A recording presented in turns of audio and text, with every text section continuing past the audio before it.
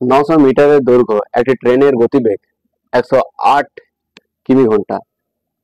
ট্রেনটি 900 মিটার দৈর্ঘ্যের একটি প্ল্যাটফর্ম অতিক্রম করতে কত সেকেন্ড সময় লাগবে?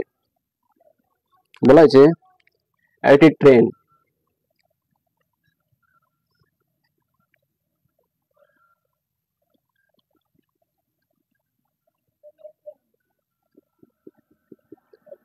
ট্রেনের দৈর্ঘ্য 900 মিটার এবং যেটা একটা 900 মিটারের একটা প্ল্যাটফর্ম, 900 মিটারের একটি প্ল্যাটফর্মকে অতিক্রম করছে।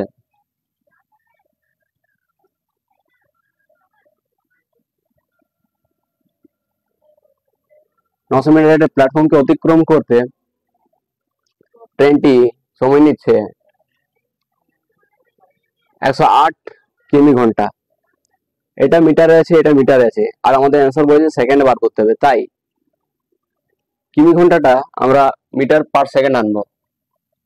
108 কে 5/18 দিয়ে ভাগ, 18 দিয়ে 6 কে গুণ করলে হয়ে যাবে 108 এবং 5×6 30 মিটার পার সেকেন্ড।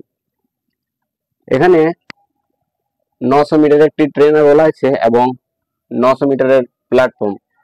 যখনই ট্রেন কোনো প্ল্যাটফর্ম বা পুলকে পার করবে তখন ওই প্ল্যাটফর্ম বা পুলের দূরত্বটা ট্রেনের সাথে যোগ হয়ে যাবে, তাই 900 মিটার এবং 900 মিটার 1800 মিটার কত সেকেন্ডে?